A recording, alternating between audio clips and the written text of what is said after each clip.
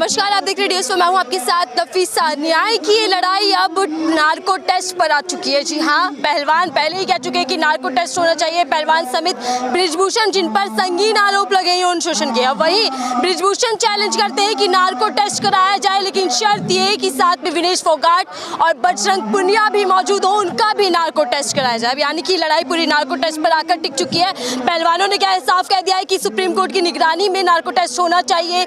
देश लाइव देखे, सवाल जवाब जो हो वो जनता लाइव देखे कि किस तरीके से नार्को टेस्ट में कौन सच्चा कौन झूठा पाया जाता है। लेकिन उससे पहले आपको बता दूं, दिल्ली के जंतर मंतर पर मौजूद है। आज 30वां दिन धरने को धरना जारी है। पीछे मंच चल रहा है रोजाना की तरह और समर्थक यहाँ पर रोज आ रहे हैं। जिस तरीके से समर्थकों का सिलसिला है, जो समर्थन पहलवानों को मिल रहा है वो बरकरार है। तो वहीं 23 मई की बात करें, वहाँ कैंडल मार्च बड़ी संख्या में दिल्ली के इंडिया गेट पर होना है। बातचीत करते हमारे साथ जो सर है, शुभम नाम है, पहले से ही चर्चित फेस है, वायरल हो चुके हैं, पहलवानों के धरने में लगातार समर्थन दे रहे हैं। आज 30वां दिन लड़ाई जारी है और नार्को टेस्ट पर आकर कहानी टिक जाती है। बातचीत करते हैं सर। शुभम जी, स्वागत है आपका।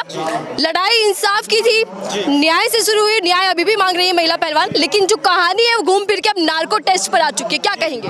देखिए, नार्को टेस्ट के रूप में बृजभूषण सिंह ने इस देश के सामने ऐसी ढपली रख दी जो ना कभी बच पाएगी और ना ये देश धुन सुन पाएगा। क्यों? क्योंकि दरअसल आप कानून का प्रावधान आपको जानना होगा जब नार्को टेस्ट की बात आप कर रहे हैं।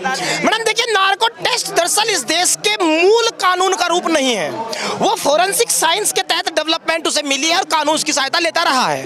लेकिन कानूनी प्रावधान ये कहता है कि नार्को टेस्ट हमेशा अक्यूज्ड का ही होता है, वो एप्लीकेंट का नहीं हो सकता। तो ऐसी स्थिति में जब नार्को टेस्ट की परमिशन अक्यूज्ड की ही है, तो फिर बृजभूषण सिंह ने लेकिन लगा के अपने आप को बचा लिया। वो ये कहते थे कि मैं तैयार हूं नार्को टेस्ट के लिए। उन्होंने कहा मैं नार्को टेस्ट के लिए तैयार हूं, लेकिन पहले विनेश फोगाट और बजरंग पुनिया कराएं। उन्हें पता है कि कानून इस बात की इजाजत ही नहीं देता कि एप्लीकेंट का नार्को टेस्ट हो जाए। जब कानून इजाजत नहीं देता तो ऐसी स्थिति में उसे पता है कि कानून इनकी नार्को टेस्ट की इजाजत देगा नहीं, तो मेरा भी होगा नहीं। सवाल ये है कि अगर वो अपना नार्को टेस्ट करा दें तो बात दूध का पानी पानी हो जाएगा। अब इसका एक दूसरा पक्ष की बात करते हैं। लोग कहेंगे कि भाई पहलवानों को क्या दिक्कत है। पहलवानों ने आज प्रेस कॉन्फ्रेंस करके बात क्लियर कर दी कि हम नार्को टेस्ट के लिए तैयार हैं, लेकिन कानूनी प्रावधान की अड़चन को किसे हटाना होगा? सियासत बृजभूषण की, सत्ता बृजभूषण की, सरकार बृजभूषण की, मौजूदा सरकार में सांसद हैं। तो ऐसी स्थिति में कानून को कल ही बदलाव करो। नार्को टेस्ट इनका भी होगा लेकिन बृजभूषण का भी। लेकिन अगर वो ये चाहते हैं कि ऐसे कानूनी दांवपेच में बोल फेंक दो जो लोगों की समझ में नहीं आई, तो समझ में आता है। तो दरअसल एप्लीकेंट का नार्को टेस्ट की परमिशन कानून में नहीं है, वो ये बात जानते हैं। दूसरा बड़ा तर्क, मैडम मुझे बताइए इस मामले में एफआईआर किसने की है? 7 बच्चियों ने।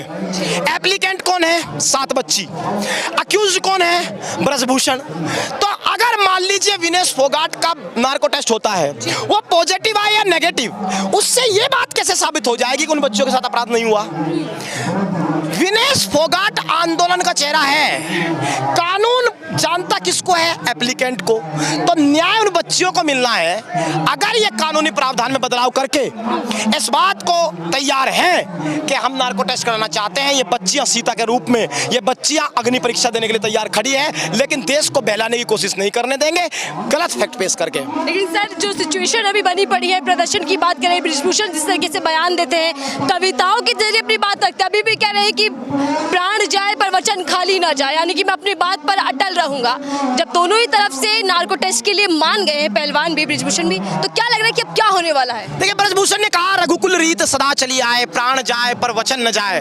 हम जानना चाहते हैं कि क्या रघुकुल रीत में कभी एक व्यक्ति कैमरे पर आकर ये कह सकता है कि मैंने एक आदमी को गोली मार दी, उसे मार दिया? दरअसल ये आदमी राम के ना संस्कार को जानता, ना राम को जानता, और इस तरह का धर्मी आदमी हमारे राम का नाम ना ले तो बेहतर होगा, क्योंकि राम और हनुमान हमारा है और उनका गुणगान करने के लिए व्यक्ति के अंदर संस्कार होने चाहिए। अधर्म से उनका नाम नहीं लिया जा सकता। बृजभूषण बयान देते हैं लगातार और अभी भी कह रहे हैं कि मैं अपनी बात पर कायम हूँ।